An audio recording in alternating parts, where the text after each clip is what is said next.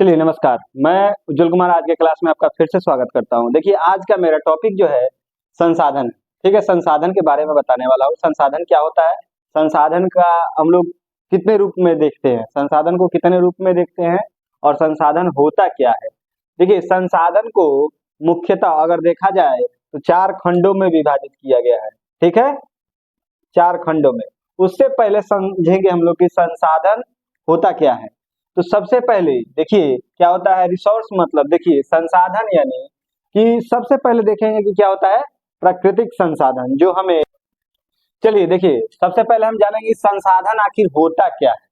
ठीक है, संसाधन वह जो मानव जो है अपने आवश्यकता पूर्ण अपने जरूरत के लिए उसको क्या करता है, अपने अनुकूल में अपने अनुसार उसको ढालता है। जैसे प्राकृतिक संसाधन, ठीक है, अब मानव संसाधन कहे तो, अब मानव निर्मित संसाधन कहे तो, अब मानवकृत संसाधन कहे तो, तीनों का मतलब एक ही होता है। ठीक है, अब देखिए प्राकृतिक संसाधन जो है इसको 2 खंडों में विभाजित किया गया है। क्या क्या, नवीकरणीय और नवीकरणीय। तो नवीकरणीय क्या होता है, ठीक है, नवीकरणीय वह संसाधन है जिसको क्या है हम लोग जिसका हम निर्माण कर सकते हैं, जिसको हम बना सकते हैं। चलिए देखिए नवीकरणीय संसाधन होता क्या है। ठीक है, नवीकरणीय संसाधन जो भौतिक रूप से रासायनिक रूप से मतलब पुनः फिर से उसका हम क्या कर सकते हैं, निर्माण कर सकते हैं। क्या कर सकते हैं, उसका हम लोग निर्माण कर सकते हैं। ठीक है, नवीकरणीय संसाधन वह संसाधन है जिसमें भौतिक एवं रासायनिक और उसको हम पुनः मतलब फिर से उसका निर्माण कर सकते हैं। जैसे कि सौर ऊर्जा, ठीक है, सौर ऊर्जा हो गया। उसके बाद क्या हो, देखिए क्या होगा, सौर ऊर्जा हो गया, जल हो गया, ऐसे जिसको हम लोग क्या कर सकते हैं, पुनः निर्माण कर सकते हैं, यानी कि कर सकते हैं। और नवीकरणीय संसाधन में क्या आता है, ठीक है, जैसे कि पहाड़ी क्षेत्र, ठीक है, ऐसे हो जाएंगे अनवीकरणीय संसाधन। चलिए देखिए अब अगला जो है हम लोग को मानवीय संसाधन के बारे में जानते हैं। मानवीय संसाधन होता क्या है। ठीक है, देखिए मानव जिसका निर्माण कर लिया है, ठीक है, उसको अपना आकार दे दिया है, यानी कि संरचना दे दिया है। और संरचना देने के पश्चात यानी कि उसके बाद क्या किया है, उसका एक संस्था बना दिया है, एक संस्था द्वारा बना दिया है। क्यों, उसको संचालित करने के लिए, उसको बेचने के लिए, सेल करने के लिए उसको एक संस्था द्वारा क्या किया जा रहा है, बेच दिया रहा जा रहा है। अब देखिए उसके बाद क्या करा, देखिए मानवीय संसाधन में उसको 2 खंडों में बांटा गया है। यहाँ तो संरचना एवं संस्थाएं हैं, उसके बाद क्या है, मात्रा है, गुणवत्ता है, यानी कि क्वांटिटी एवं क्वालिटी दोनों। ठीक है, यानी कि जो जिसका गुणवत्ता अच्छा है उसको अच्छे दाम में बेचा जाएगा और जिसका थोड़ा सा क्वांटिटी लो है उसको थोड़ा सा कम दाम में बेचा जाएगा। ठीक है, अब देखिए अब इसके आधार पे हम समझेंगे। अब यहाँ कह रहा है उत्पत्ति के आधार पर हमको बताना है कि संसाधन क्या होता है, कैसे होता है। ठीक है, तो उत्पत्ति के आधार पर संसाधन जो होता है 2 प्रकार के होता है। क्या क्या होता है जी, जैव संसाधन, ठीक है, जैव संसाधन, अजैविक संसाधन। ठीक है, अगर इसको ऐसे भी कह सकते हैं जैविक संसाधन, अजैविक संसाधन। ठीक है, ऐसे भी कह सकते हैं। तो जैविक संसाधन अजैविक संसाधन होता क्या है। जब देखिए जैव संसाधन हम लिख दे रहे हैं,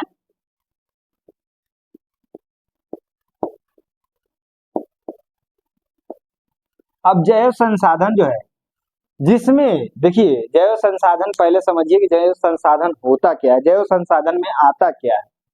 वह कोई भी जानवर आता है, मनुष्य आता है, ठीक, ये किसमें आते हैं, जैव संसाधन। किसमें आता है जी, आपका जैव संसाधन में आता है। ठीक है, अब देखिए अजैव संसाधन क्या होता है। अजैव संसाधन में जितने भी निर्जीव पदार्थ होते हैं, ठीक है, निर्जीव वस्तु होते हैं, वही आते हैं।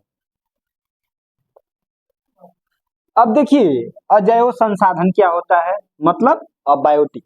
ठीक है, बायोटिक एवं अबायोटिक रिसोर्स। ठीक है, अजैव संसाधन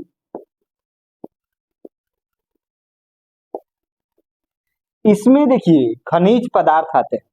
ठीक है, क्या आता है, खनिज पदार्थ हो गया, निर्जीव वस्तु हो गया, ठीक है, चट्टान हो गया, ये सब किस में आ जाएगा? अजैव संसाधन में। किस में आ जाएगा? अजैव संसाधन में। अब देखिए यहाँ कहा जा रहा है, दूसरा पॉइंट हमारा क्या है, उपयोगिता के आधार पर, मतलब जिसको हम लोग उपयोग करते हैं, उपभोग करते हैं, उसके आधार पर क्या किया जाए, हम लोग को कैसे पता चलेगा कि यह उपयोगिता के आधार पर यह संसाधन है। ठीक है, और इसको समझते हैं। चलिए देखिए, अब हम जो बात करते हैं, उपयोगिता के आधार पर संसाधन को कितने भागों में बांटा गया है। अब कहा जाए, देखिए अब इसको हम प्राकृतिक संसाधन बताए ना जी, तो यही जो उपयोगिता के आधार पर जिसका हम लोग उपयोग करते हैं, ठीक है, अब उपयोगिता के आधार पर हम लोग दो भागों में बांटे हैं। क्या चीज? नवीकरणीय और अनवीकरणीय। हमको दोनों लिखने का मतलब यही था कि आपको कोई प्रकार का कोई डाउट न रहे। ठीक है, कोई प्रकार का कोई भी डाउट आपको इसमें न रहे कि अब देखिए उपयोगिता के आधार पर कैसे हम लोग, अब जैसे हम बताए हैं पहले इसको कि जो नवीकरणीय संसाधन होता है और नवीकरणीय संसाधन होता है, तो नवीकरणीय संसाधन में क्या होता है, सौर ऊर्जा जिसका हम लोग निर्माण किए सौर्य के द्वारा। अब जैसे देखिए हवा, जो हमारे प्रकृति के रूप में हवा मिला है। चलिए देखिए तीसरा पॉइंट हम लोग का क्या है, स्वामित्व। स्वामित्व शब्द से आपको क्या समझ में आता है? जिस पर स्वयं का अधिकार हो, निजी हो, स्वयं की संपत्ति हो, उससे। अब इसको कहा जाए तो मुख्यतः 4 भागों में बांटा गया है। कितने भागों में? 4 भागों में। ठीक है, सबसे पहला जो आता है व्यक्तिगत संसाधन। क्या आता है? व्यक्तिगत संसाधन क्या होता है? देखिए व्यक्तिगत संसाधन वह संसाधन है जो किसी एक व्यक्ति यानी उसके पूर्वज के अनुसार उसके निश्चितता पे, उसके आधार पे चला आ रहा। ठीक है, यानी कि उसका मालिक एक ही है, दादा हो सकता है, परदादा हो सकता है।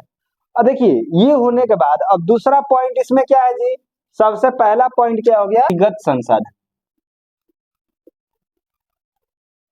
व्यक्तिगत संसाधन क्या होता है? इसको सार्वजनिक है, सामुदायिक। देखिए दूसरा पॉइंट जो है सामुदायिक।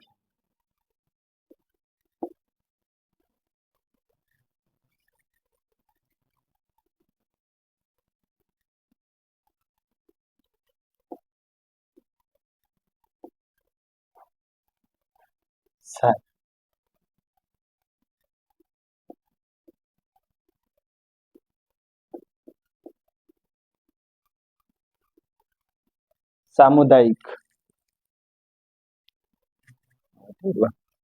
सामुदायिक तीसरा पॉइंट। अब राष्ट्रीय संसाधन, तीसरा पॉइंट क्या है? राष्ट्रीय संसाधन। समझिए यहाँ संसाधन लिखा,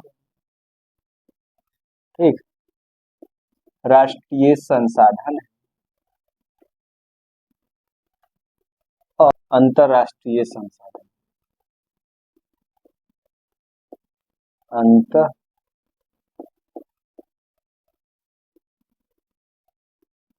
अंतरराष्ट्रीय संसाधन।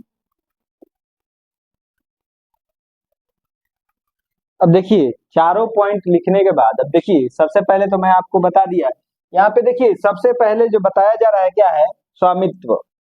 ठीक है, जिसका चारों में चारों का अलग अलग मतलब है, यानी कि यहाँ पे व्यक्तिगत रूप से देखा जा रहा है संसाधन को। तो व्यक्तिगत रूप से अगर बताया जाए तो संसाधन इसमें कैसे देखा जाएगा, मतलब किसी एक व्यक्ति का स्वयं की संपत्ति है, यानी कि उसकी खुद की संपत्ति है, यानी कि निजी पूंजी। ठीक, अब दूसरे यहाँ पे क्या कहा जा रहा है, दूसरा पॉइंट क्या कह रहा है? सामुदायिक, यानी कि पूरे समाज की। ठीक, जब सामुदायिक बात हो यानी कि पूरे संगठन की। ठीक, पूरे समाज की और पूरे संगठन की, जैसे कि क्या हो गया? मंदिर हो गया, मस्जिद हो गया, ऐसे रूप में। अब जैसे तालाब भी हो गया जिसका सार्वजनिक रूप से सब कोई प्रयोग करता है। ठीक है, कि कौन प्रयोग करता है? सार्वजनिक रूप से सब कोई प्रयोग करता है। अब देखिए तीसरा पॉइंट क्या है? राष्ट्र, यानी कि जो देश की संपत्ति है, किसी एक देश की संपत्ति हो। ठीक, तीसरा पॉइंट क्या कह रहा है, राष्ट्र की संपत्ति है जिसको कानूनी तौर पे उसको राष्ट्र को घोषित कर दिया गया है कि यानी कि ये राज्य सरकार की संपत्ति है और ये देश की संपत्ति है, ठीक है। और देखिए चौथा पॉइंट क्या कह रहा है, अंतरराष्ट्रीय, यानी कि अंतरराष्ट्रीय स्तर पे उसका जो है कानूनी तौर पे उसका अधिकार है, ठीक है। तो देखिए चारों का मतलब एक ही है, चारों का जो कहना है, पहले पॉइंट में क्या कह रहा है कि एक व्यक्ति का है, ठीक है, पहले पॉइंट में बताया जा रहा है किसी एक व्यक्ति का क्या है, निजी पूंजी है। दूसरे में क्या कह रहा है, सामुदायिक, यानी कि गांव के जितने समाज के लोग हैं उनके लिए सामुदायिक संपत्ति है जिसका वो लोग उसका लुत्फ उठा सकते हैं। और तीसरे पॉइंट में क्या कहा जा रहा है, सार्वजनिक, तीसरे पॉइंट में कहा जा रहा है राष्ट्रीय संसाधन जिसको हम लोग एक स्तर पे यानी कि एक देश पे कानूनी तौर पे सरकार का अधिकार है। और चौथे में क्या कहा जा रहा है, अंतरराष्ट्रीय, यानी कि किसी एक देश का अधिकार है, ठीक है। तो चारों पॉइंट समझ में आ गया। अब देखिए यहाँ पे कहा जा रहा है विकास के आधार पे, ठीक है। अब विकास के आधार पे यानी कि उसको विकास जैसे कि जैसे जैसे हमारे तकनीकी विकास यानी कि टेक्नोलॉजी में वृद्धि होती है उसके आधार पे संसाधन को अलग अलग खंडों में विभाजित किया गया है, ठीक है। यानी कि किसी भी चीज यानी किसी भी तकनीक का एक स्वरूप यानी कि उसका अलग अलग खंडों में विभाजित किया गया है जैसे जैसे गांव में विकास हुआ है उस रूप में, ठीक है। समझ में आ गया, चलिए।